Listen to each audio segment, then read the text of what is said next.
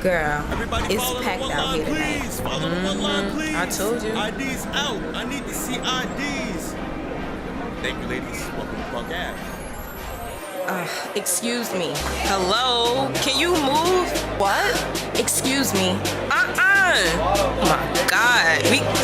You ready to go? Girl, I've been ready.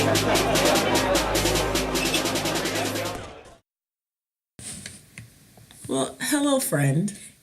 Is you live, or? We're technically a little late, but Adrianna doesn't have to explain why. I'll explain why. So I usually send Adrianna a text and I say, "Is you live, whore?" Because we tape late at night, actually. So I sent her this text. And usually she sends me some picture of some celebrity. Like cheersing. I've received Nene leaks. I've received Mariah Carey. Ayala Van The Ayala one was very funny. The Ayala one took me kind of out. So she goes and she sends me this, and that's her saying, "I'm ready." So then I like text memes. Yeah, I do love memes. So I text her later, like maybe a few minutes later, and tell her I'm home, and then she comes over and we record this great show. So last night I go to do the normal. I text, "Is you live, whore?" I don't receive a response. So I'm like, oh, okay, because this is late. So I'm just getting off work. So I figured she had fell asleep.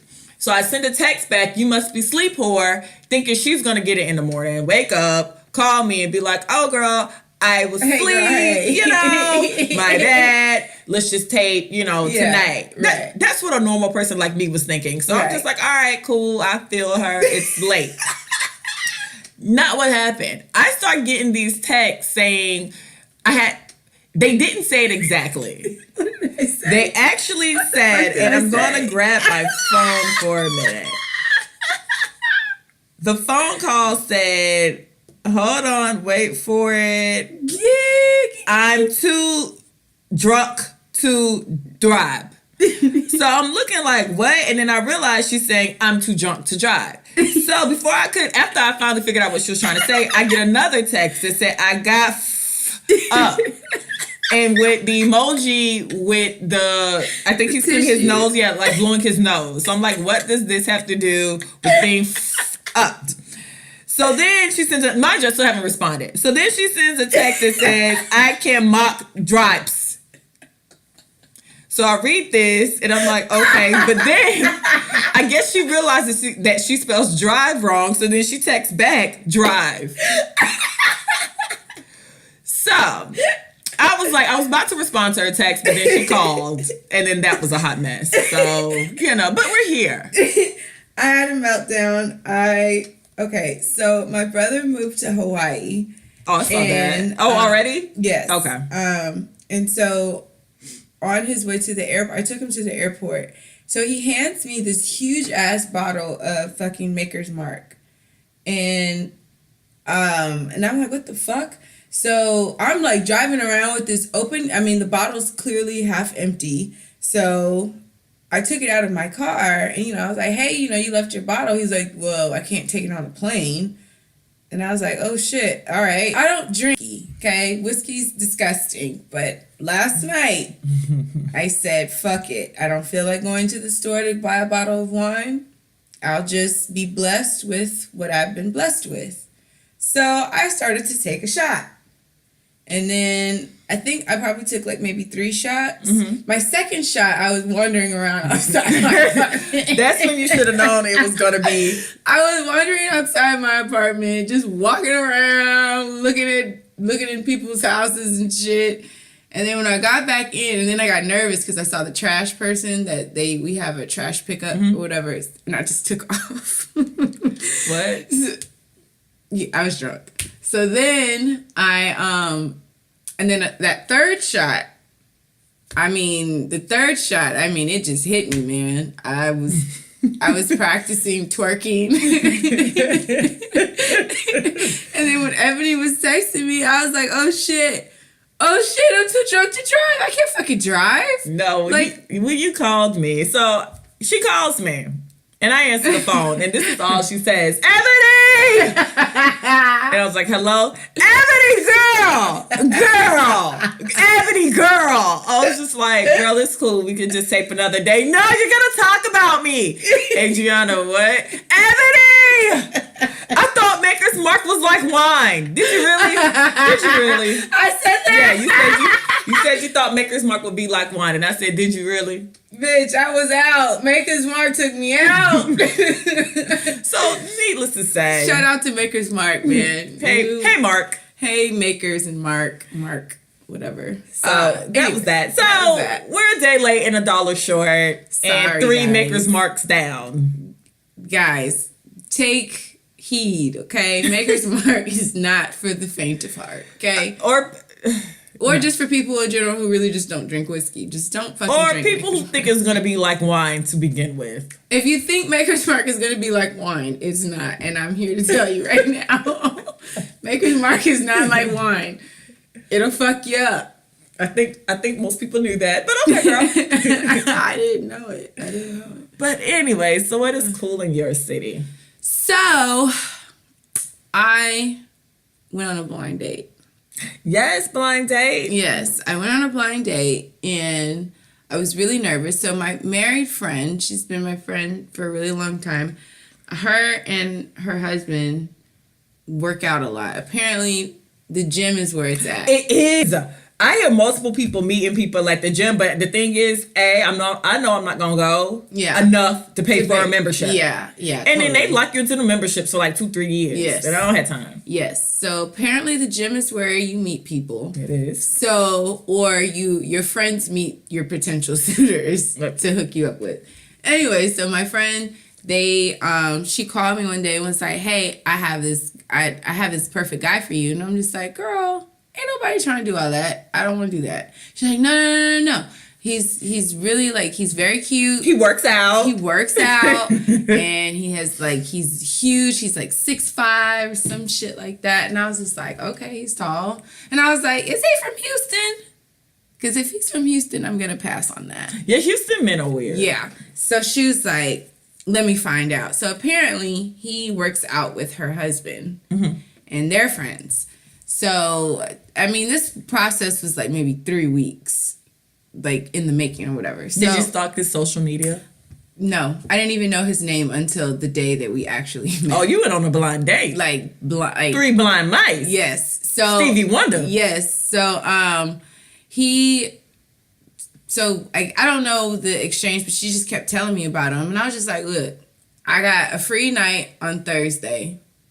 What's up? And so she was just like, okay, let me see if I can figure it out. So she calls me back. She's like, send me a picture.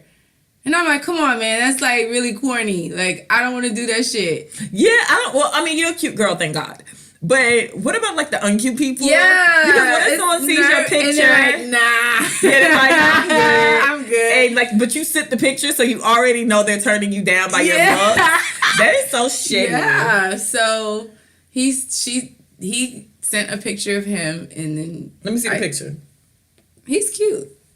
And I feel like I know him from somewhere, but I don't know. Like he looks so familiar to me, but I don't know him.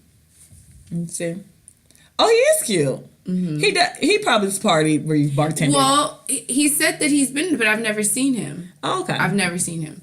But anyways, and I haven't really been going out like that. Yeah, he's cute though. You guys are cute. So she set the date. We went out. We went to Grand Lux, and I was so fucking nervous because I don't know why. Did you drink some wine before you went? Yes, I did. Okay. Yes, I drank. Ease the nerves. Yeah, you drank a bottle. I drank like 2 glasses. Okay. That's better. If you're like, I drank the bottle. No, I didn't drink the bottle. I wanted to save some just in case it went bad. And okay, yeah, you needed like... I need a little cushion. Yeah. So went on the date, went to Grand Lux. Everybody was there. He was tall. He's hella tall. His hands are probably can like grip my whole head. But he's very, very, very handsome. And like I said, I just feel like I've known him. He just looks very familiar. I just don't know where the hell I've seen him at. And then very funny. And then you know how like people are like awkward a little bit. So he actually likes the movie Selena. Okay. So, well, who doesn't like Selena? but you know, they got some people that are just like, whatever about it. Like I told him I was from Corpus Christi, or I told him I was from the tourist capital of the world. And he was like, New York? I said, no, they just changed it. He got the joke. Did it take him a minute?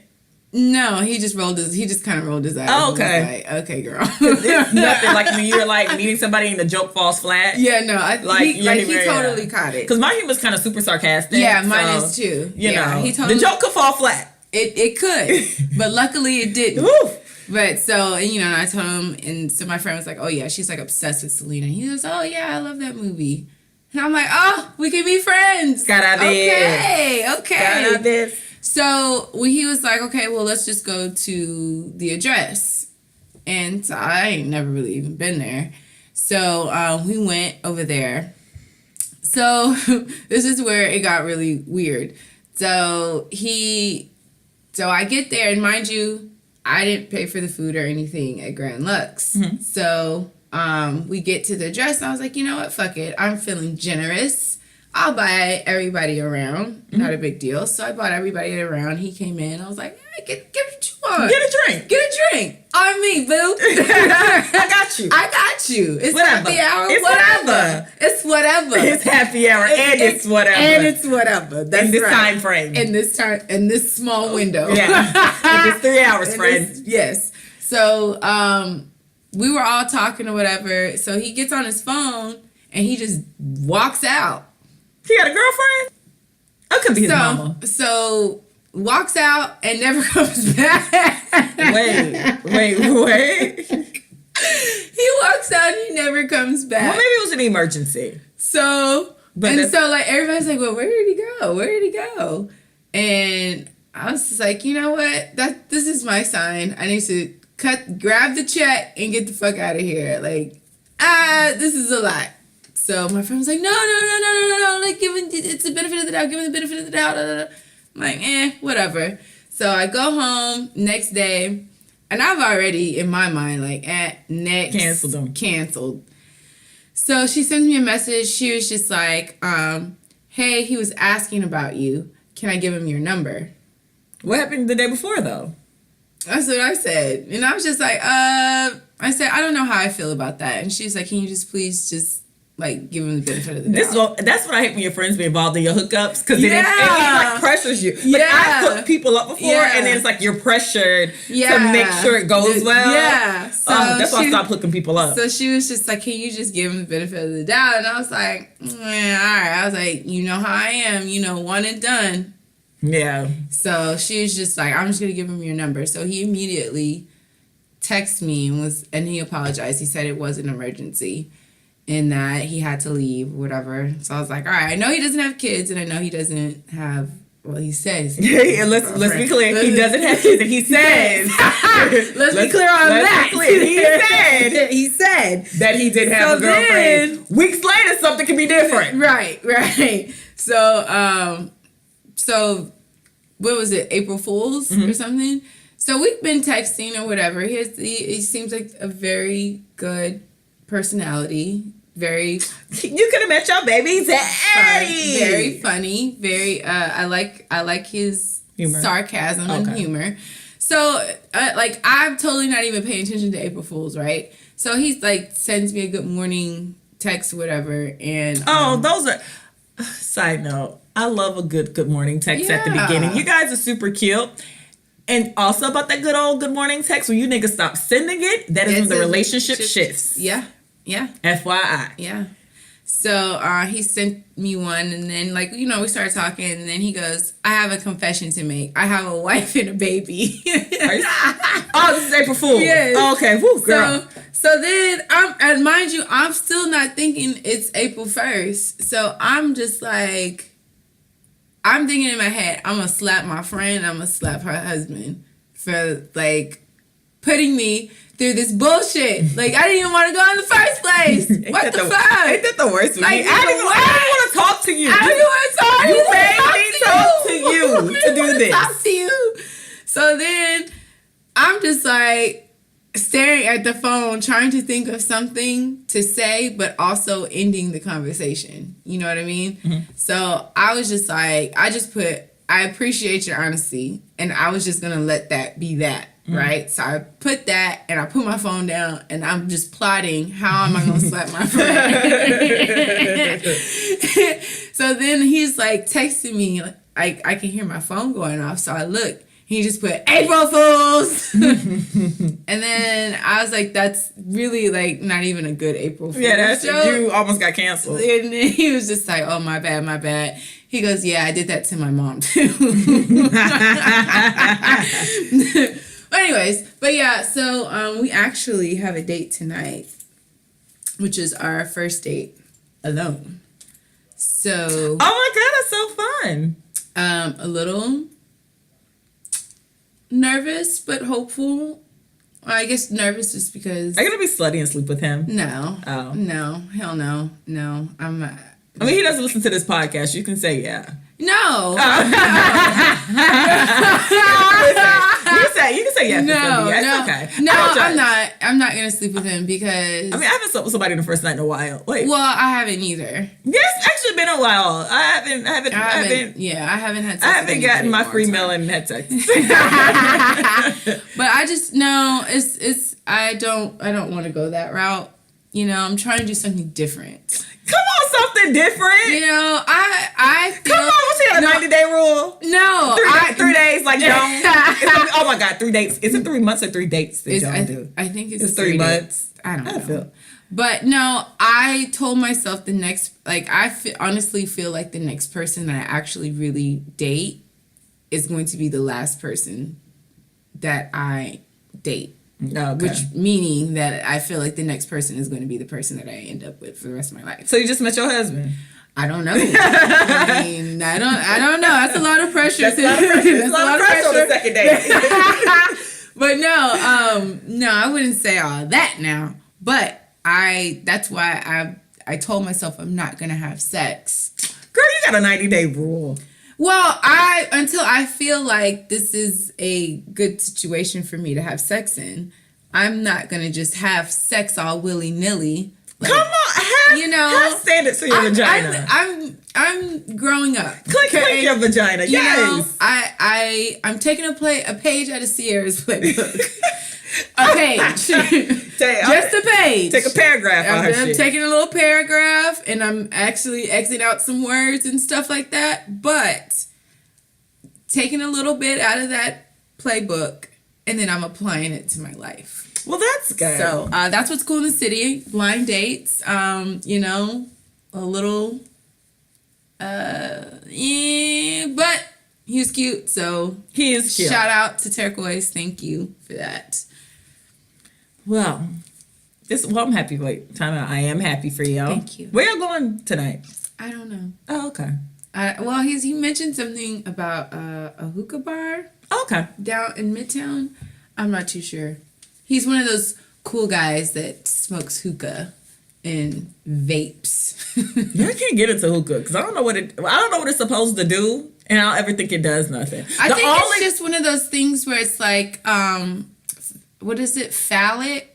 Where that's not the word. That's not the word I'm trying to say. I don't know what that word is. That. I don't know what that word is. Where anyway. it's like, you know how sometimes people just like to to hold on to things. But some people said it gives them a buzz. But I'm gonna tell you when I did. Like if hookah's there, I can do it. I wouldn't buy it for myself. But back in the day, when I was actually bartending at Libra, we used to pour a shot into the hookah. That used to get us. We used to almost die. No, because we would like drink it on top of it, and it would pour like 2 shots of like grape, 3 olives. Girl, that's when Those were the days. Yeah, girl, that's when I hit that pickup truck.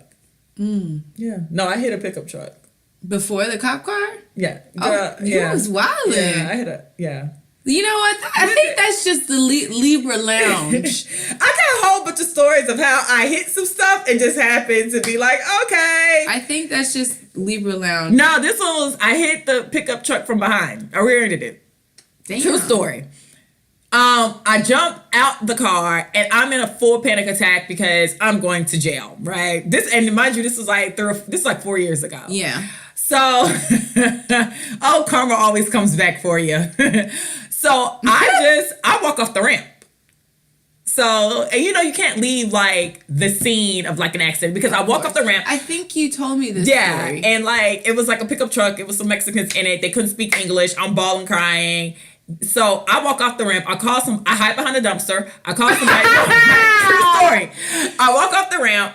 I hide behind it was like a plaza, but it was like the backside of the plaza, like the scary part that you don't see of like the plazas. Right. So I hope the statute of limitation is like done with this because I probably should be telling this story. It should be. It's like 5 years. Yeah, 4 or 5 years ago. So I was leaving Libra, so I call the people at Libra. They come, they pick me up. I go, I leave the car, I leave all my shit. I'm fucked because I just literally left the scene of a crime. I'm going to jail for sure. Let me tell you about how my God works and how that cop car was my karma. So the next day I go to work. Everyone knows this. And I'm just like, I hit this car. I literally left my whole entire car, walked off, no ID, no purse, no nothing, just left the car. So at the time, I still had my Florida license plate and my Florida license because it was my original car. All right. So I leave. The next day I get a phone call. It's from the sheriff's office. And it's like, hi, this is like Officer Rodriguez or whatever her name was. And I'm looking for Ebony, and you right now we have it as just an accident and not a hit and run, but if you don't call me back, we will charge you with the hit and run. And like she goes on. So I'm like sweating bullets. Like I'm like having a panic attack. I'm like, how am I gonna get out of this? Boom. I can lie very well. So I call her back. I'm like, hey, Officer Rodriguez, this is Ebony. Real perky, real happy. And she's like, hey, so what happened yesterday? I'm like, oh, I'm so sorry. I'm from Florida, because mind you, I still had all my tags and stuff from Florida. So I'm like, I'm so sorry. I'm from Florida, and I was actually looking at my GPS trying to figure out how to get home. And I got confused between curving off to go on, I think it's called 49. And she was like, 59. I was like, yeah, 59. Mind you, I knew it was 59. 49. You've been out here. Yeah, I've been out here. I've been out here for like a year. I knew where the hell I was going. And I definitely was not on my phone. So I was like, yeah, I'm just so super confused. I didn't know. So while I was looking at my phone, right when I looked up, I tried to hit my brakes, but I hit the car in front of me. And she's like, she said that happened. So what happened? I was like, I was trying to tell them, but I think it was a language barrier because they didn't speak English. And mind you, I didn't necessarily not know they couldn't speak English. They were Mexican and we in Texas. So it's like a 50-50 shot. And they couldn't though. Oh. So, because I heard them talking, but they were talking in Spanish anyway that night. But I was drunk anyway. So I was like, so I walked off. I was like, I didn't know where I was at. So I walked off the ramp to try to figure out where I was at to tell my friends to come get me so we could like get the matter situated. And she was like, yeah. I was like, yeah. I was like, and then when they picked me up, I just went to go get one of their AAA cards. And when I came back, the whole accident was clear. And she was like, ma'am, you can't just leave an accident scene like that. That's a hit and run. Thank God nobody was injured. But since you left all your stuff in your car, I was able to give them your Geico information. So they're just gonna call Geico, and I seen your license in there. And I just didn't want to think that you would just leave the scene of an accident like that. I was like, no, ma'am, I wouldn't do anything like that. I was just super confused. Behind the plaza, hiding by the dumpster. Yeah, exactly. I was just confused. So she was like, oh, okay. She was like, well, I have your stuff down here at the police station. So I called my homegirl. I'm like, she has my stuff. Everything's cool. She told me where my car is. Holy shit. She's going to take me to jail when I go in there. So I was like, listen, if I'm not out in like 5 minutes, they locked me up. So I go into the jail. I meet her. She has my stuff in like I guess one of those like crime bags or whatever. And she was like, listen, she's like, honestly, honey, you can't just leave it. I was like, oh, I'm so sorry. I'm so confused. Like I said, I'm not from here. She's like, yeah, I seen your license plate. You're from Florida. I'm like, yeah, I'm from Florida.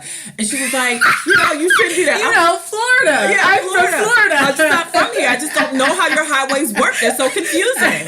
And she's like, it is. I'm like, where I'm from is just a small little town. You know, because technically we lived in Windermere, Florida, which is like a suburb outside of Orlando. So she was just like, big scary world. it's a big scary city. Like, I was so lost. So she was like, okay, well, here's your stuff and be careful. Because if we would have found you that night, we would have arrested you. And I'm like, bitch, you weren't going to find me. I was so far from that scene. So I was behind the plaza. No, I wasn't even behind the plaza. By that time, I was like gone by that time. So I was like, well, thank you so much. She was like, yeah, they contacted your Geico, so you should be getting a phone call from them. And I was like, okay, thank you so much. And that was it. You ran out of there, huh? What? So that was, I have a few more stories, but that was one. Jesus. So yeah, that's that. But hitting a cop car was definitely the karma to all the bullshit I got away with. So. I mean, you can't get no... You know, Jesus whispers. I don't know who told me this. It might have been my grandma. Or it might have been Oprah. I kind of feel like Oprah's my grandma sometimes, too. It is Oprah. I was watching, like, an episode of Oprah. And Oprah said, like... It was Oprah. Oprah said, like, when God talks to you, he, like, lightly whispers. And then he whispers some more. And then he talks to you. And then he slaps you in the back of your head. And then he yells and slaps you in the back of the head. Right. My cop car hitting was literally that. Seeing as though I've been whispered to since about 2006. Right. Yeah, me too. Oh, yeah. He totally... He said, oh... Okay. You still Oh, so you still want to go out and drink and drive? Okay. Oh, so you want to get back on the road? Oh, so you're going out to Fresno? Oh, you getting out of these? Oh, because you savvy. Oh, right. Because you know everything. You quick with words. Okay, cool. Oh, so you're gonna take that last shot before you get in your car? Okay, cool. Oh, you gonna hit that car and drive off and still make it home? Oh, okay. And wake up and get the car fixed? Oh, okay. Mark that down. I got you. I see you.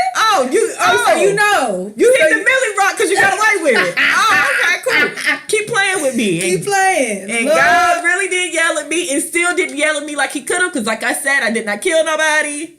Girl. I slid up. I was like, shit. Girl, he said, oh, you want to keep driving. Pop. I ain't finna pop one time. I'm finna pop two. On the same side. God said you gonna hit 2 cop cars. Like, nigga, what? You could have got me with 1, Jesus, but I'm not. I see you. I see your work. I see your work. Yes, God. But anyway. So that's that. But this week, my Women Crush Wednesday goes to Peanut from Baby Boy. Peanut! You just the baby boy. Baby Boy is such a hood rat movie. It's an underrated classic movie. It's such a hood rat movie. I mean, I love Baby Boy like everyone else. I hate you, Jody. That dysfunctional. I hate you. I love you. That dysfunctional ass relationship. And shout out to Baby Boy because y'all put Taraji on the map. So this is why we have the Taraji we know of today. But anyway, so Peanut, I watching Baby Boy originally when it first came out. Well, I forgot what year that movie came out. I don't know. I can Google it. Yeah, I feel like it probably came out like, 2009, 7, something like that. Whatever. When I first saw Baby Boy, like everybody else, I was a huge fan of Yvette. 2001. Oh, Jesus, I'm way off. So 2001. So I was in high school still. So when Baby Boy, I seen Baby Boy in the movies with my older brother. But anyway, so when Baby Boy first came out, I was a fan of Yvette and Jody because, mind you, it's 2001, so I'm still in like my first or second year of high school. Yes. And Hood Rat Love was like the thing. Everyone like Hood Love songs. You know, like, especially when you're from like the suburbs, when you watch like the Jaw, but also like the Ja Rule and Charlie Baltimore videos, it was like, I want me some ghetto ass love because I feel like all like suburban kids look at Hood Rat Love and just think that's it. Stop it. I did. So I'm like, look at this Hood Rat Love of Baby Boy. Jody loves Yvette. It's all this drama. They still gonna be together. Look at them argue. Because, you go through an age where arguing is like when you're like high school, you equate arguing with love in a weird way. Kids are so stupid. Oh, Jesus. And it's not. It's like so not. It's so toxic. It's toxic. But so I like everyone else, I used to stand for Jody and Yvette. So after years of watching Baby Boy on BET and TV One and, every other black station that plays it on repeat during the weekends, I realized that Jody and Yvette are draining and they really just need to break up. And the real winner out of that whole movie is his other baby mama, Peanut. We meet a young Peanut because Yvette and Jody, I realized, were like nothing but like 21 and 22. They're 20. Yeah, like they're babies still. They're just legal to drink. And here comes cute little Peanut, And I feel like Peanut's probably like 18. Like a part of me feels like he got Peanut pregnant like her senior year of high school or some shit. Yeah. So Peanut shows up with this cute little bushy hair, minding her business, and she looks like she lives on the side of the hood that actually has like money. Because like they had the like if you ever watched the movie, her mom pulls up in a long driveway, and her mom had like pulled up in like a Mercedes, and the house looked well kept, and her mama had on like a suit, so she probably was like the manager at the bank or something. You know, her mom looked like she was doing a damn thing. Yeah. So the funny part is when Jody come out to say hey to the baby, you could instantly tell the mama can't stand his black ass, and she probably blames Jody for the reason why her daughter probably ain't doing shit right now because she got knocked up her senior year of high school or the summer of graduating high school, because Peanut looks younger than Jody any that. But anyway, so Peanut's the winner because Peanut A looks like she came from a good home, B was too cute to be with Jody to begin with, and C, it's like I never got that she wanted Jody. I got that Jody probably lied to her and she got pregnant, and she really didn't care either way, but she just kept the baby. Right. So like even when she goes to pick up her baby and then like Yvette is holding the baby and it shows her tattoo, I always just thought Yvette was mad stupid because it's like you showing a tattoo that you got, you dummy. Like she can go get a tattoo too, Yvette. Like you act like you doing something that's just so prolific at the time. Like I got his name on my chest, bitch. And it's like, sis, we all can go down and go get the cherries for $20 with his name on it. It's okay, girl. And also, at the end of the movie, after Jody is a piece of shit and keeps trying Yvette and almost slept with her coworker, and we always, you know, in the movie they big him up for getting a job, but really he's just the booster and he's stealing, so that's actually illegal. So that's nothing. Like they made it seem like he would have got like a good job. Like, girl, your boyfriend's stealing. He's stealing clothes. He's a booster. He's a booster. And so Yvette's holding him down. It's all this drama, and he goes and calls sweet old Peanut to get some good loving. He calls Peanut, and Peanut, she did. Peanut sitting in her like king size bed with her like 60-inch television, her headboard's the bomb. She answers the phone and she immediately says, "You don't have your other baby mama's car tonight?" And right then, I knew Peanut was gonna be just fine. Peanut came to the realization that Jody wasn't shit, and the fact that she even was just like, when I want some dick, I'll call you. Until then, don't call my phone. And it was like, damn, Peanut gets it. Peanut gets it. Peanut knows that Jody ain't shit, and she basically just quit this nigga. So in my mind, Peanut went off to like either marry the biggest dope boy of the city, or she ended up with like some nerd, not like a nerd, but like some corny guy who had like a good job that took care of her and the baby, and they lived a happy life in the suburbs. And then in my mind, Jody and Yvette are still engaged and he's just still cheating on her. Because that's really what happened. Like they tried to end Baby Boy very sweetly, but it's like, nah, they still engaged and he's still cheating on her. And my girl Peanut's out here thriving. I love the part where Snoop Dogg kicked that boy's fort. He did. Snoop Dogg's an asshole. Get off my mommy. I miss my daddy. I hate you. I hate you too, little nigga. Ain't my son. Yo, and then like he literally murders Snoop and gets away with it. Baby Boy is so stupid now that I think about it. It is just a dumb movie. You're just a baby boy. It's just like ridiculous. And then, oh boy, Cuba Gooding Jr.'s brother, I can't think of his name in the movie, but he gets baptized. And you know, just the real winner of that whole entire movie is Jody's mama and Peanut. Peanut found her worth and basically quit Jody, which is something that weak ass Yvette couldn't do. So Peanut, shout out to you, girl. I just think you're still out here being fruitful in my mind. If there was a part 2, I would want them to show you in like a 4-bedroom, 3.5 bath house, you know, living your best life, and you know, your mother being proud of you, and you probably married like some corny dude, not necessarily corny, but like corny by y'all standards, you know. She got her like associate's degree. Yeah, like, yeah, she went and got her an associate's degree. She probably works down at the bank where her mom manages. And you know, her husband probably works in like a good company, and you know, they live a good life. Right. They have like a Honda Accord and probably like a Jeep Cherokee in their driveway, like a 3.5 bath. Yeah, or a Ford Explorer. A Tahoe. I give them a Tahoe. Yeah, like a Tahoe. Like a not like a newer version, like 2008.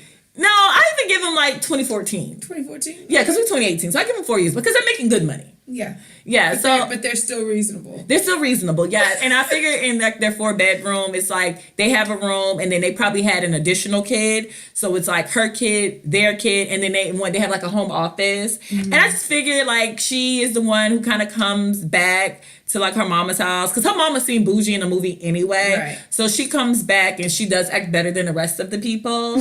So I mean that's Would probably drink like Sutter Home's White Zinfandel. They always drink Sutter Home like Zinfandel when they better than everybody else.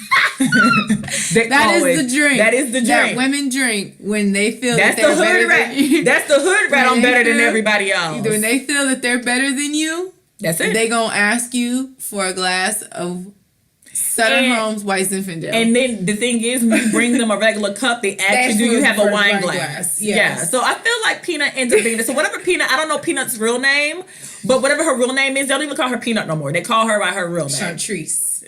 No, her mama didn't look like she would name her something like that. Her mom, she looks like an Asia or China. She looks like that. Like her mom didn't seem like she'd name her something ghetto. You never know. I hope not. Well, they did call her Peanut, so it could be. I mean, it could be. It definitely could be. Chantrice. Ashanti looks like a cute name on Peanut. Ashanti? Yeah. I say Chantrice. Jesus, I hope it's not Chantrice. Who directed that one again? John Singleton. Can you hit up Recovering Party Girls and tell us what's Peanut's real name? Taraji, what's Peanut's real name? Somebody. We need to Jody. We don't need Tyrese. Oh, never. You're right. Well, Tyrese is doing better now, so okay. Well, I tried. We don't need no types of sparks of rants or nothing. Gotcha. What money left for me? Tyrese was like for a minute. I was really worried about him, but now I just think he wanted our attention. I think so too.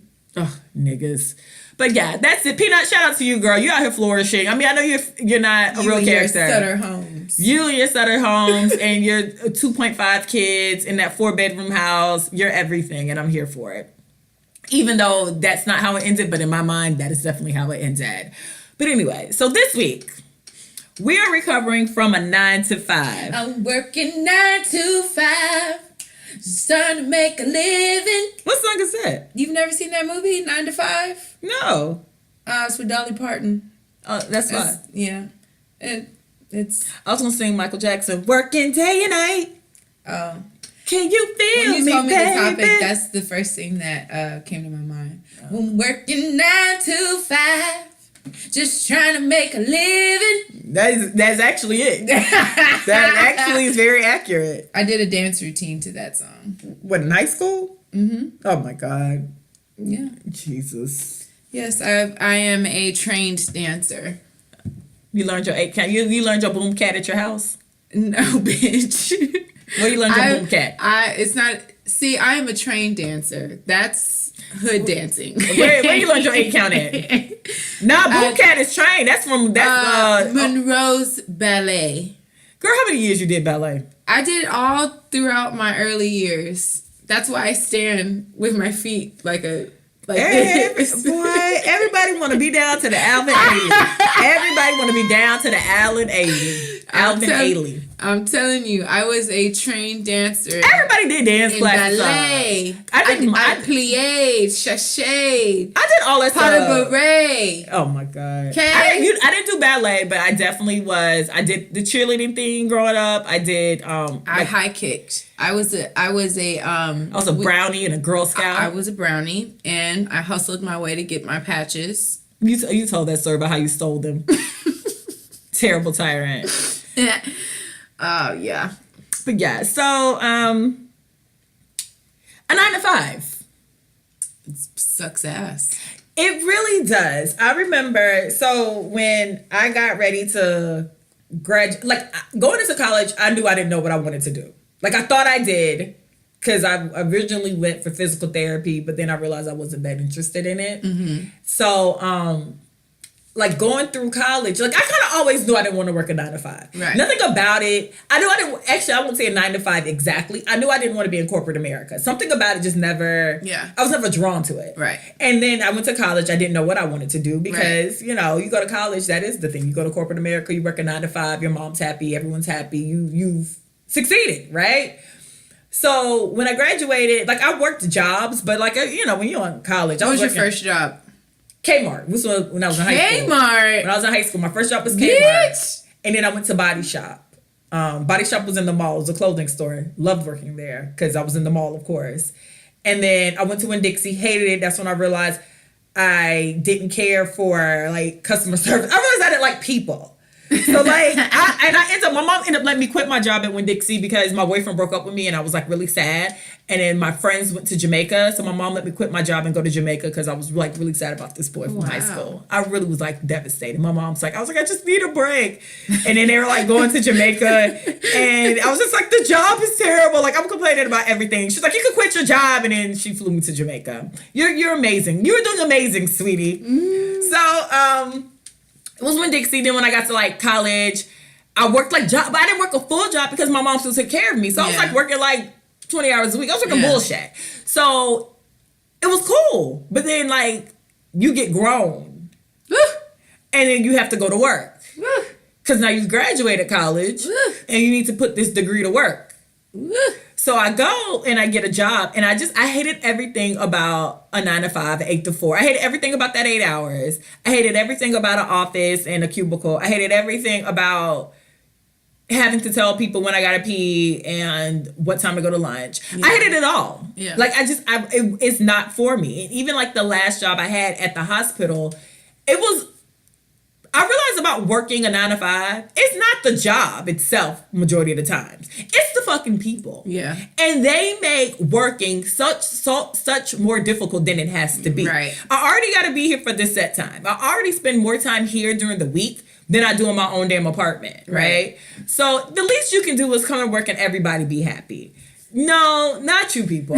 Y'all cutthroat. You act like people can't succeed at the same time. And maybe they have you trained to think that if there's a promotion, that only one person can get it. So you put people against each other. You always got the one narc who tells stuff that doesn't have to be told. Yeah. Like, I'm definitely that coworker. If I pass your computer and you're on Facebook or you're online shopping or you're trying to do whatever you're doing on your computer, as long as it's not trying to buy guns or looking at porn, that is not my business. Yeah. And even if that was the case, it still ain't my business. It still ain't my business. I might hit HR up and be like, yo, y'all need to just do a little check. This nigga wildin'. he not getting on the normal stuff. Come get your mans, man. Come get your mans. He's out here wildin', man. He over here trying to purchase AK-47s and looking at Pornhub. Like, that would be like the only time I'm alarmed. But if you're on Target's website, if you're on Bed Bath & Beyond, if you're on Nordstrom's, that is your business. If you're on Facebook, I get a girl. Facebook is fun. Yeah. Social media is fun. I mind my business. It's always that one narc that passes your computer and then goes tells the boss. I mean, I seen her on Twitter. It's like, but why? Girl. Why did you feel the need to do that? It's just people. People make working a 9 to 5 terrible. Yes. My first job was at Whataburger. And I quit. So funny, I was in high school. It was my first job. I was 16. I was so excited. Thought I was going to make all this money. You did? Thought you was about to ball on them hoes. I thought I was going to ball on them hoes. So, I remember I had these acrylic nails, and my goal was to buy a dress for one of our dances. And I wanted to look like Halle Berry. Don't we all? So the place that I bought the dress from was like super expensive at the time.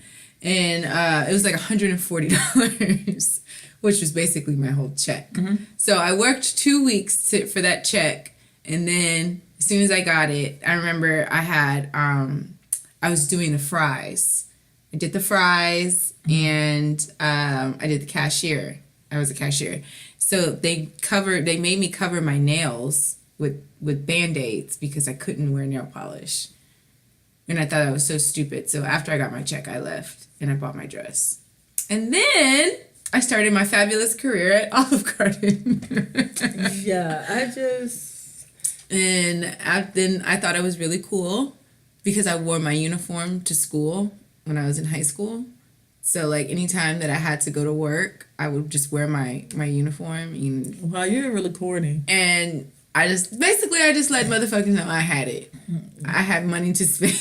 Jesus. I was always stunting. But, yeah, like, 9 to 5, I'm not a 9 to 5er. I'm like a 12 to 8 or like a 1 to 10. But I think a lot of, and that was the other thing. Who the hell decided that work should get, or 8 to 5, I guess it is. Hell no. Who decided that 8 to 5 was the hours that a person is like the time? Who was the brilliant person? Who invented that? Who invented that you get an hour lunch? Who said that? Who decided that at the 4 hours you can take 15 minutes? Who were the people who did this shit? Because I need to have a conversation. Yeah. I need some words. Because I am not a morning person. As much as I would love to rise and shine and work out and make smoothies and eat egg whites, watch the morning news, and drink a cup of Joe.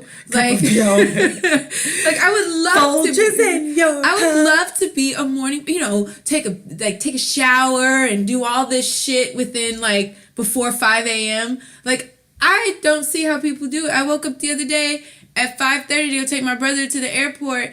And by 12, I'm ready to pass out. I'm tapping out. Like, I'm tired. How do people do that? Yeah, the thing is, too, you spend more time at work, because if you think about the time it takes, because I've worked like a shift where the shift at the hospital I started at 7. So it was like a 7 to 4.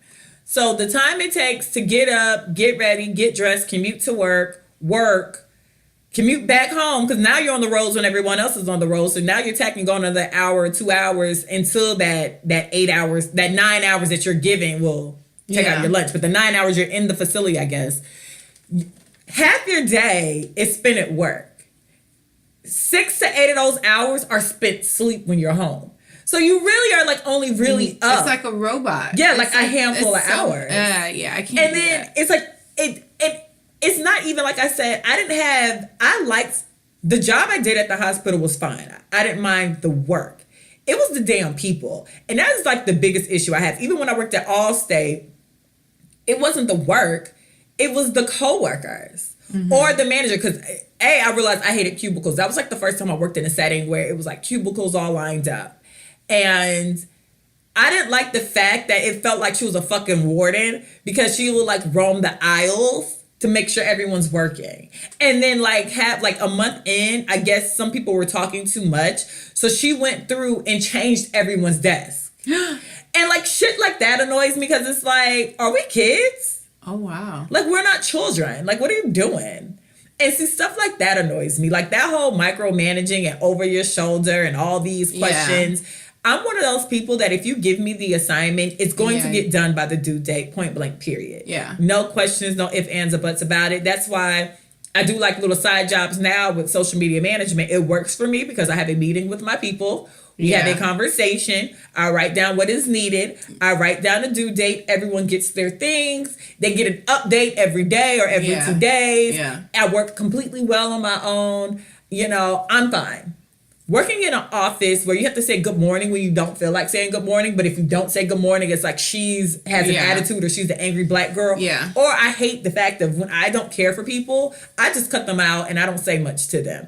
When you work a 9 to 5, it's like, well, that's a part of life. If you don't like somebody, you still have to work with them. It's like, no, you don't. Why I gotta work with them? Like, if you don't care for somebody, just let me not care for them in my own space. Yeah. But now you're finna put us in a group project together. So now I gotta talk to this girl. I don't even like this girl. And I don't like this girl. I don't know, man. Like, I think up until my current job, all my other jobs have been like retail and restaurants. Yeah. So, like, I always say, like, to me, that's how you really can, like, people need to work in those kind of industries to really understand people.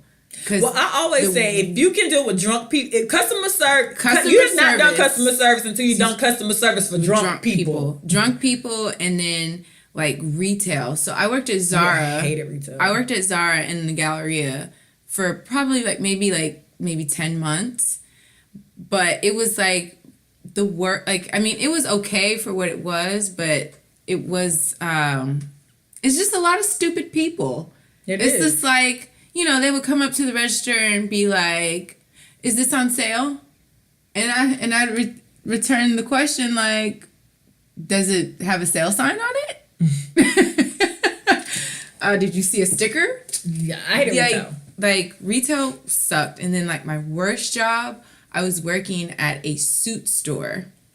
And it was like a local shop. So the owner was, like, dead ass about sales. And, I mean, he applied pressure like a motherfucker. And if you didn't sell shit, he ain't like you. And I'm a horrible seller. Like, I never wanted to get into sales. I am just not a salesperson. Like, I will convince somebody not to get it. I'll be like, you don't need that. Terrible. Yes. And I don't know, man. I'm just not a 9-to-5er. I am a creative. And luckily at my job that I have right now, my office area is big, and I don't necessarily feel like your office is big. Claustrophobic. And then my boss is all the way up on the 8th floor. I'm on the 2nd floor, so he ain't never coming down to see me. Well, I didn't mind my boss when I worked at the hospital. My bosses actually were out of town. Oh, really? They lived in Detroit. Oh, wow. So they weren't the issue. It was the people who wasn't my boss that was a goddamn issue. Because it's always those people anyway. Yeah. Like, even the job I have now, I'm cool with my GM. Yeah. It's the people under my GM who actually get on my nerves. Like, no. Because, like, the one lady, so we could take lunch at any time and we didn't have to tell anybody. Of course, you had to clock out, so they knew when you took lunch. But I'm one of those people that, okay, I get to work at 7. I might be just so antsy that I need to go take lunch at noon. And sometimes I do it because I need to get out the office because I'm frazzled. Or I usually like to take my lunch around like 2 o'clock because I'm one of the people that if you wait the longest, I like to take lunch then come back and only have an hour left. But like I said, that wasn't an issue as long as you took your lunch. Yeah. They didn't care. So I guess one lady in the office got upset because she felt that we were always she didn't know the times, because even though we had a home base at the that hospital, we had to visit other hospitals and get other paperwork because the hospital was a chain. A chain hospital. So we visited other sites and got other information. So certain people were out the office at certain times, but nobody, like, you didn't really know everyone's schedule. So you really didn't know if they were supposed to be there, if you weren't supposed to be there. Well, I guess she got fed up because she felt like she was there more than everybody else. So I guess in her mind that was, I'm doing more work than everybody else. Gotcha. So her hating ass went and called people in Detroit and was like, I don't know what they're doing. You know, it just seems like no one's ever here. But mind you, the work is getting done. So regardless if you don't know how the work is getting done, you know at the end of the day, because we also have to show something. So she like went on with her hating ass rant.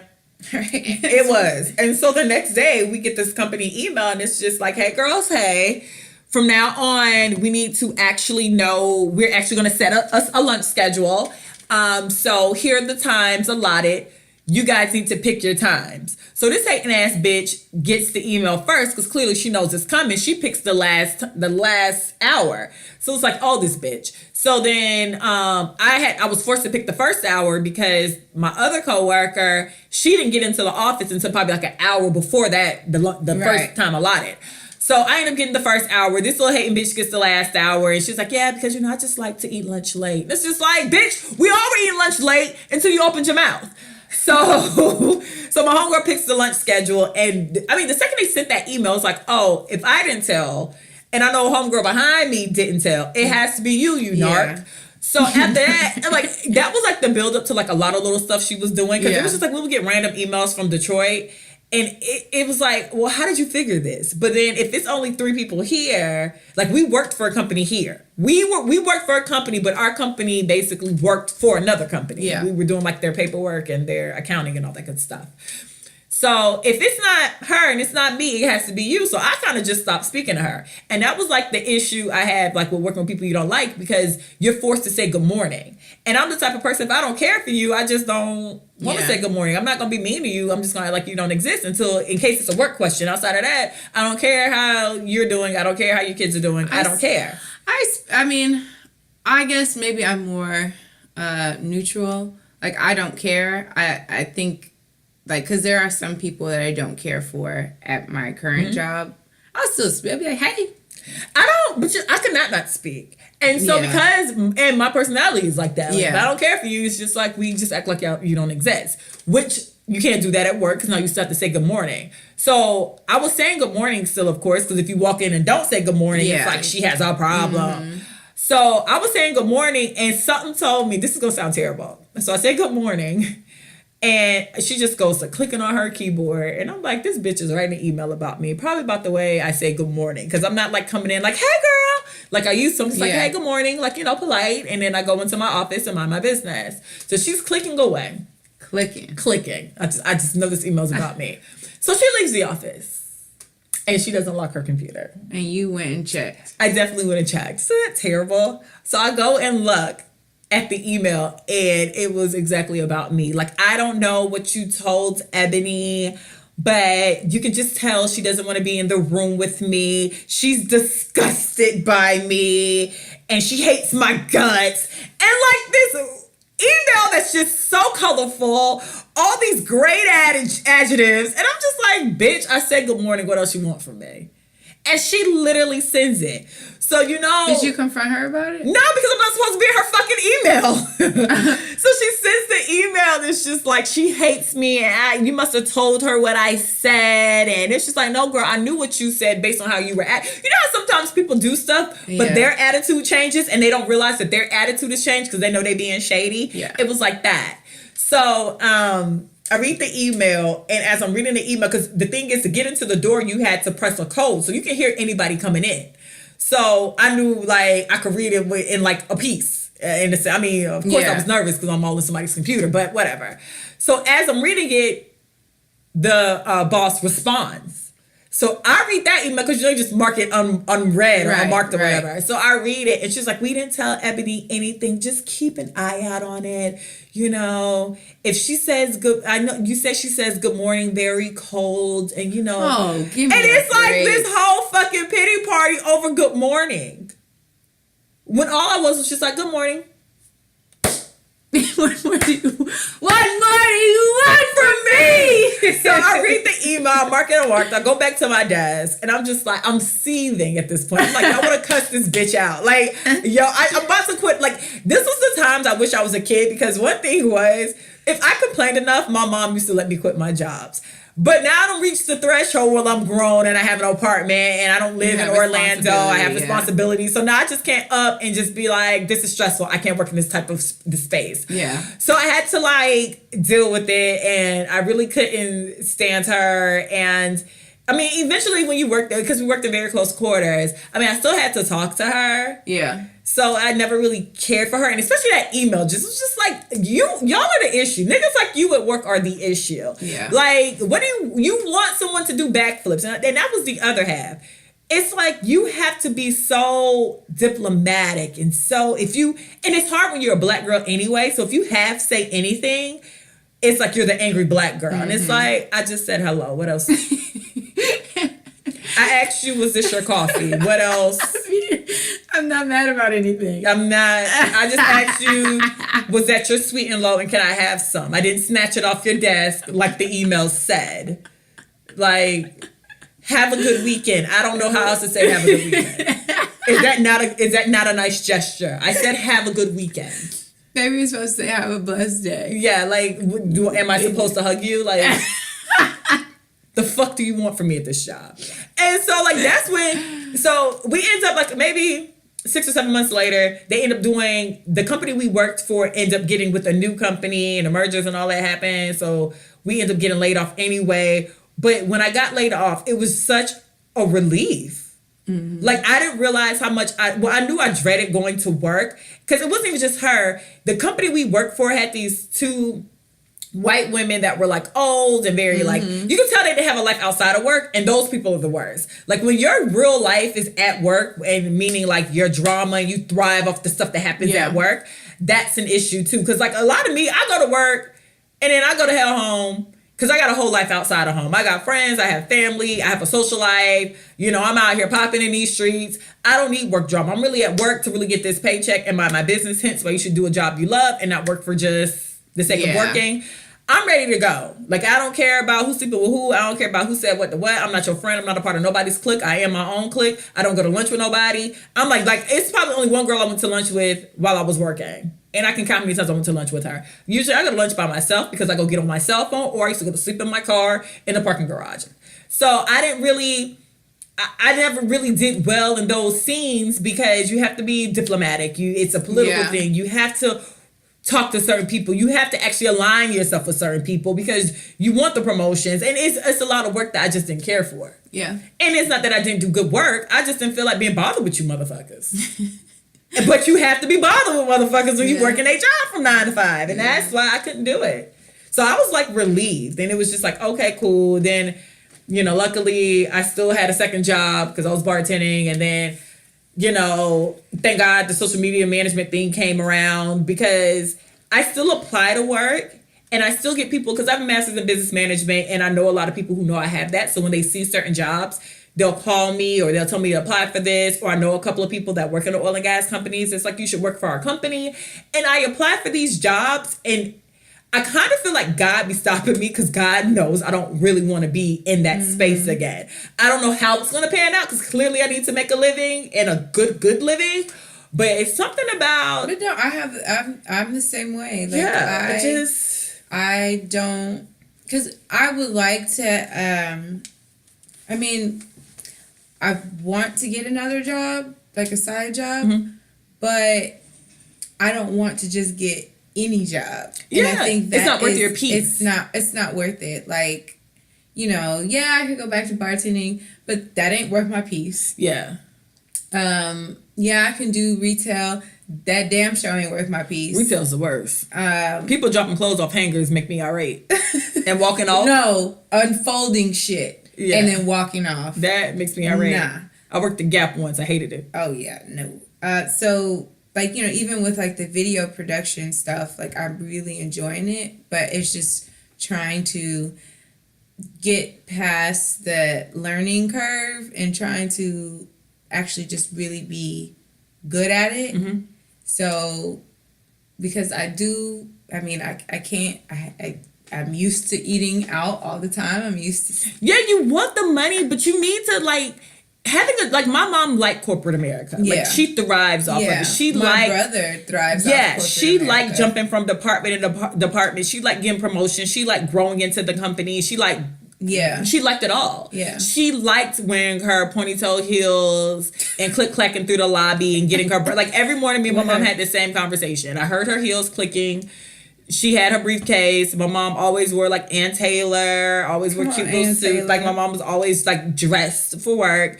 She did the same thing every morning. She'll go get her oatmeal. She eats the same oatmeal. I can't do shit like that. She literally eats the same oatmeal. We had the same conversation for years.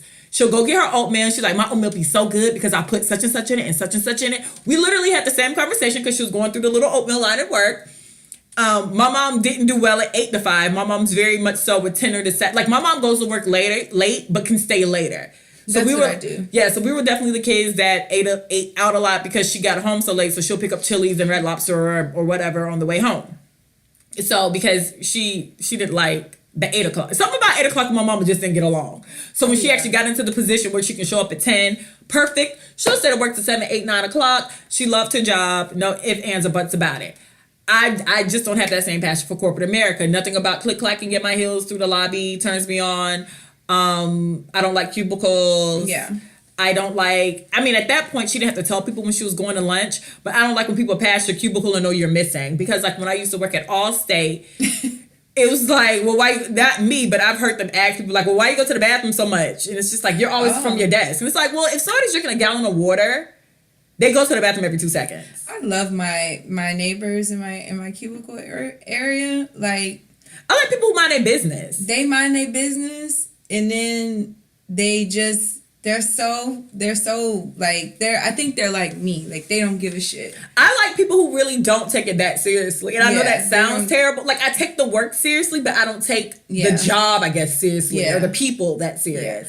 I mean, I love working for the city. Like I really love what I do. It's just the bureaucracy of it I don't like, but I actually really love what I do.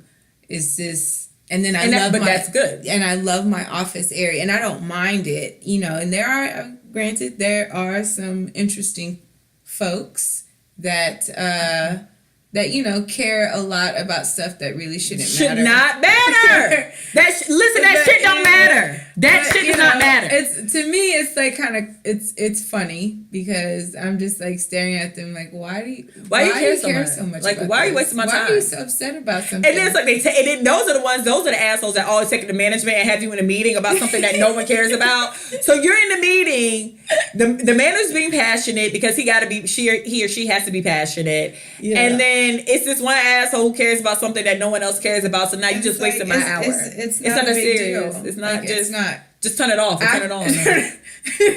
Or just don't do it. Click on it. Yeah. Just click on it. Just that's it. Or just don't do it. And it'll always be a person who's passionate about some shit that really they don't have to be. Like, you don't have to do that. You realize that really don't have nothing to do with you.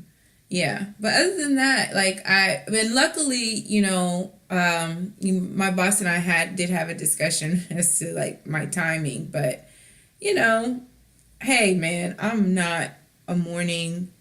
Getting in at 8:30, that's not my thing. You're never gonna see me there. And I mean, that's certain people. Certain people really.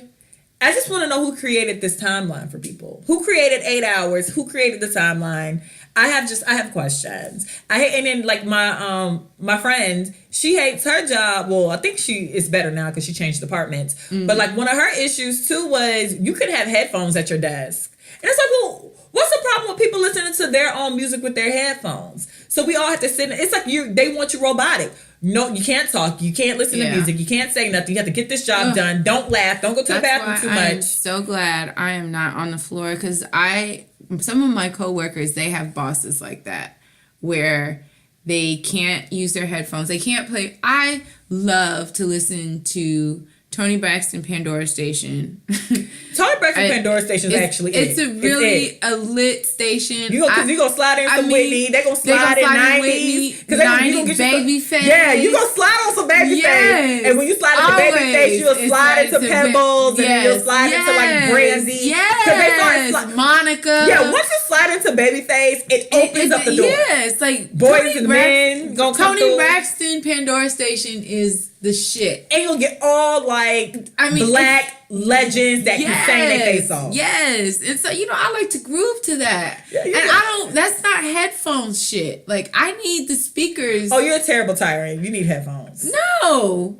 The other day, I was listening to gospel music. I was spreading the word across the land. You're the reason why people can't listen to music at all. You're that asshole. They don't mind because sometimes I have a nice Indian man that sits away from the way from me. Sometimes he'd be playing his music out loud. I let him have his moment because I know nobody in your office has headphones. I need people in your damn office. Y'all are the niggas I hate. Get some headphones. No, because I say, all right, cool. He gonna listen to his music. That's fine. I'll be quiet. I'll listen to his shit because I know. Once it's over. Once he goes to the bathroom. Once he press pause, it's over. I'm PJ. It's my It's my time. Yeah. It's my time to shine. Y'all gonna get this love. Should have brought you home last night. You gonna get this. Let it flow. Loud. You gonna get this. Let it flow. Oh, singing loud. Pandora will give you a let it flow in a minute. Oh, that's the first song that pops up. Listen, that's the first song that Let It Flow was in the first 20 minutes. They don't even play. They play. And then lately it's been Whitney Houston. Why does it hurt so bad? Well, I love that. Hurt so bad. Why do I feel so sad? Bitch, Whitney! Yes! She felt that. She felt that. I thought I was over you. But I keep crying when I don't love you. Girl, Whitney asked. She had that. Whitney asked. So why does it hurt bad. Woo! Thought I could let you go, so why does it hurt me so? I gotta get you out of my head. Yo, that song takes me back to my mom. She had a rodeo. We lived on 3310 Briarhurst Street, and she had this red I can't take it. rodeo. I think it was like 95 something, and it was caramel, peanut butter on the inside, jelly on the outside. And I remember she had just bought the Waiting to Exhale soundtrack. It wasn't like the it was like the first, like, it wasn't the one with all four of them on the cover. It was the original one. It was the original soundtrack, and it had like maybe 8 songs on it. And I remember she played that song, and I was like, "That's it. That is it." Waiting to Exhale soundtrack is by far one of the best. Could be number one. I think it might be number one. Really? Because I love the Dreamgirls soundtrack. I like Dreamgirls for the theatrical it is, but from straight down to a song that is a bop. I mean, Dreamgirls is a bop. Don't get me wrong. Right. I had the Dreamgirls soundtrack as well. Yes, but Dreamgirls wasn't gonna get you no radio play. Like they not gonna put James Early skit on the radio. One thing about that goddamn Waiting to Exhale, every song damn it was released, but it could have been a hit. Because Why Does It Hurt So? Shoot was number one. CeCe and Whitney's song was good. Count on Me. Let It Flow. Billboard marked Let It Flow as Toni Braxton's number one song. Let It Flow beat Unbreak My Heart. Let It Flow was number one. Giving me chills right now. Let It Flow is it, actually. Brandy sitting up in my room. Shaka Khan, My Funny Valentine. Shaka Khan. Who else? Faith Evans, Patti LaBelle, Shantae Moore. Shantae Moore. I think that was the only. I think that's the only song that I just really couldn't get into. I like it. Hooey.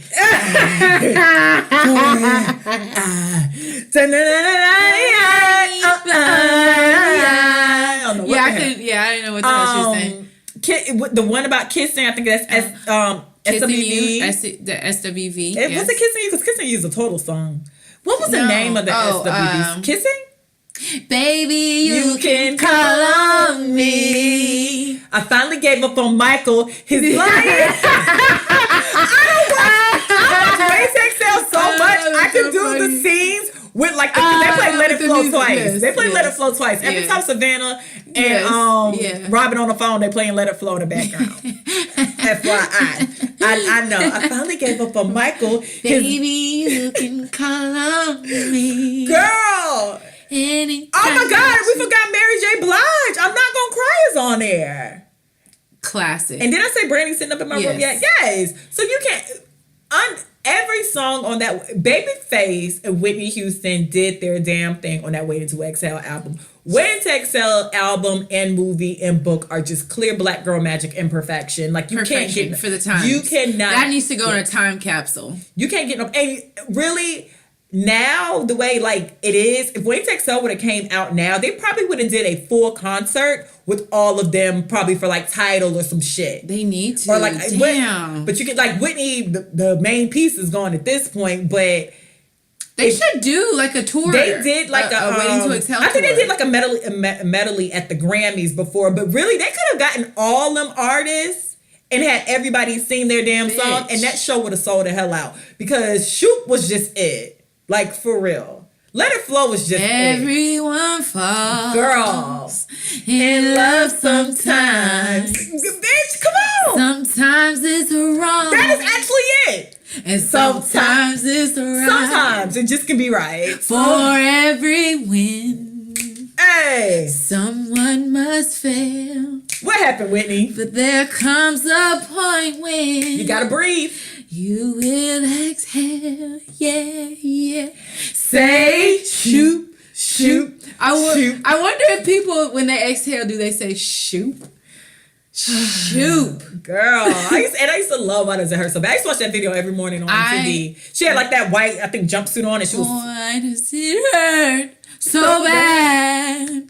Why do I Feel so sad. Even her riffs, her ad-libs, Let It Flow. It was just that everything. whole album. Wait, that Let It Flow video is super cute. Tony just got her hair smooth, like wet, and just pushed back. She was at the top of the world. That's before, they messed with her money. You know, I just found out what the lyrics were. First thing Monday morning, I'm gonna pack my tears away. First thing Monday morning, I'm gonna pack my tears away. I thought it was first thing Monday morning, I'm gonna pack my tears away. I just found out that it said first thing Monday morning.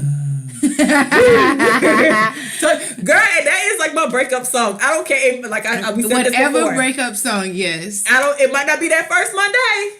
It might not be that second Monday. The one Monday, I'm gonna wake up. I'm gonna wake up. One of them Mondays, pack my tears away. Tony told me to pack the tears away. And goddamn it, Tony, I do. I do listen not that to original. that. Not that original Monday though. Yeah, no, not that one. No, that is not that one and Breakdown by Mariah Carey. Those are my go-to. Breakdown. Those are my go-to for breakups. God, I just listened to like a podcast about Tony Braxton. Oh, Tori's show. He had a great interview with Tony Braxton, and it was just funny to hear like her thoughts on her own music. And how you don't necessarily know that your songs are going to be bomb, or how much work it takes to get to a song. Because she said she did, I think, Breathe Again 3 times. Because Breathe Again was written for TLC. Oh, wow. So when they first had her sing it, they had her sing it kind of how T-Boz would, like how T-Boz enunciation is. Right. So she sung it like that, but with her voice. Like, she said, I try to imitate it. She said T-Boz was like, I can't stop thinking about the way we used to be. Like, it was kind of like, you know, like a TLC song. Yeah. So then she said she had to record it again with Babyface because they tried to make it like home that. But then finally L.A. Reid came in and was like, no, let her sing it like she would sing it. And then that's how Breathe Again came. I was just like, damn. But yeah.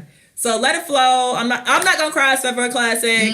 That whole album's forever a classic. Even though the one with Aretha Franklin I can kind of skip. Like if I'm close enough to the phone to skip it, I will. Yeah. But if I'm not, I can let it play. Isn't she the one? Oh baby. Yeah. Yeah. Yeah. What song is that? No. Something love was supposed to be. Yes. Something wonderful to me. To watch it grow inside yourself. To feel your heart inside yourself. Girl, that's what Bernadine. Sometimes That's what Bernadine called John. Baby. When you know you're giving it your. Who cut off the music? Bernadine said, who cut off the music? Bernadine, my girl. Bernadine, that's when Robin came through. It's not a John, bitch. Oh, Wayne Texo, you're so great. But yeah, so to wrap this up, kids, work your 9 to 5. Find a job you like. A 9 to 5 is not terrible if you love what you do. People say that and it sounds very cliche, but it is very true. Very true. Very true. You need to love what you do. Because if you don't love it, it's torture. You should not cry. You should not cry before you go to work. let me tell you something. You should not drink a glass of wine at your house before you. I know people who especially like if it's in the morning time. No, I know people who's just like, I skip coffee and have a glass of wine to like calm my nerves. Yeah. Going into work. I know people who cry in their car like, damn, I gotta go into this hellhole. Yeah. It's like, no, seriously. You shouldn't feel like that. My thing is, if you have to lie about coming into work, like serious lies, like you need like 5 days off. How you gonna get 5 days off because you don't want to be there, and you still want to get like some type of pay, whatever.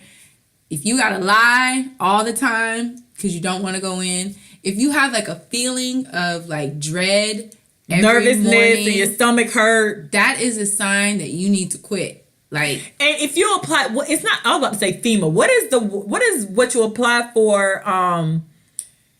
It's almost like you're having a psychotic break at work. Mm-hmm. And I forgot the name of it. It's on the tip of my tongue because I know a couple of people that's done it. It's like you can apply for why FEMA keep popping in my head? It's so not FEMA. Oh my God. Any of my listeners, help me figure it out. text me, email me, or put it in the comment section. But it's something you can apply for, like when you have if like your parents, like I had a friend who did it because her dad was sick. Yeah. So they can't fire you, but you're allowed to call out as much as you need to. Or it's like if you're having like a hardship. Like a hardship. Or like I know people who've done it when they had like a mental, like they feel like they were having a mental break, so they'll go see a therapist, and then a therapist will do it so you can actually call out of work without no repercussions. Right. If you get that, and you know damn well you're doing it because you just need a break from them, but you need your job, that is when you need to start looking for a new job. I cannot think of what it's actually called though. Yeah. But I know multiple people who've done that. Like they applied for it, they got it, and they calling out of work every 2 to 3 days. For real, it's just like, I can't do it. I just can't do it this week. Yeah. And I don't even think you don't get paid for it. They just can't fire you if you miss the days. Yeah. So like, think about you calling, you get so sick or you're so annoyed that you're missing 2 days out of a 40 hour work week. Yeah. That's a lot. Seriously, like there's this one job where it was always something that popped up, that the reason why I couldn't go to work. And I just hated going there. Even to this day, I still will not go to the Galleria because Zara has damaged me so much. I told myself I would never want to go to the Galleria again. FMLA. I just Googled it. It's called, that's why I kept trying to say FEMA. It's FMLA. I know a bunch of people who have applied and gotten FMLA. The thing is, they don't pay you for the days you miss, but they can't fire you for the days you miss. So I know people who literally applied for it in a sense of they went in to see a therapist and was like, I'm losing my goddamn mind at this job. Like, I'm like losing it. Yeah. And people take that very seriously, because people go and, shoot some shit up. They will shoot some shit up in a minute. And when it's said like that, but y'all bombs over Baghdad a job in a minute. So, they do. So people take it very seriously, so they give you FMLA thinking you're about to have a psychotic break or trying to stop you from having a psychotic break. Yeah. So I know I know people who got FMLA for real reasons, like their parents been sick, but I know more people, I know majority of people who've gotten FMLA on some, I'm about to have a nervous breakdown at this job. I need to be able to call out of work without being penalized. And FMLA affords them that, and they call, and trust me, I know somebody who calls in probably once a week. It was a time where it was like 2 times a week, but then they went down to like once every other week. But they literally needed a break between work, because if you ever didn't like your job or you ever didn't like the people you work with, when you're in the car in the parking lot, it's like dun dun dun. Like, damn, I don't want to go in there. Yeah, it's not like the normal, I just don't want to go to work today. No, it's like, I don't want to go in there. Yeah, I don't want to be bothered. My stomach hurt. I instantly got a headache. I'm moody. Yep. You in there taking a shot of vodka before you go in. You going to lunch, getting some margaritas on the low just to deal with your nerves. Like, it's a thing. And so you need to, when they say like what you do, that's real. That's real. And I know people have to pay, so you can't just quit. Like, I have a friend, shout out to Maria, just quit her job because she was just like, I couldn't do it no more. Mm-hmm. And luckily she's in a space where she can do that. So I know everyone's not in that type of space. Yeah. So, do your best even though you're dead ass tired when you get home from work, to find other avenues and start seeing what you like, so eventually you can get out that space. Because it's just, you shouldn't hate your job. You spend too much time at work. You spend 40 hours a week, 40 plus, most people, a week at a job. You need to like who you work for. You need to like who you work with. You need to like the culture of it. Yeah. You need to like your job. You need to love your job. Yep. Even if you work from home and you can't stand the people you work with, people can make working from home a headache. Because I know people who work from home, it's just like emails shit. It's or how people talk to you. Because I had some bosses that used to call me and my coworker the girls as if we were 16, and like my coworker wasn't married with 3 kids, and like I wasn't 30. And it's just like, who the hell are you talking to? I'm a grown ass woman. Yeah. The fuck, girls? The fuck? I'm not in high school. Like, the fuck are you talking to? So no. Love your job, kids. Love your jobs. Oh, my alarm's going on. You supposed to get up right now? It's usually the time I get up. Anyways, love your jobs, kids. Love your coworkers. And sometimes you're just going to have a bunch of shitty jobs to get to the one job. You're going to have some shitty jobs. It's just like one of those things in life. You gotta go through the trial and error. I've had a lot of shitty jobs. And even though I feel like I should be paid way more than for what I'm doing, don't mind it because I like my job. I love what I do. Yeah. If you love what you do, you just need to make sure you find people with your point of view, your culture. And, you know, like she said, it's going to be some shitty jobs. But hopefully you'll land on one before you retire. So you got like 40 years. Well, hey, I just found mine was 30. I found it at 31. Well, that's good. That's 31. What I'm saying. You did it before 6. Yeah. You're good. Yeah. So that is all, folks. We shall see you next week. Oh, and, you know, I'm NatoyaEbony on all social media. Miss Cool in the city. Miss Cool _ in the city. The letter in the city. Recovering Party Girls on all social media. Write us some letters, guys. I want to hear your stories. recoveringpartygirls@gmail. Look, recoveringpartygirlsletters@gmail.com. You guys have a good week. Have a blessed, like I should have did my coworker. Have a blessed week, guys. Good morning. Can I have a hug?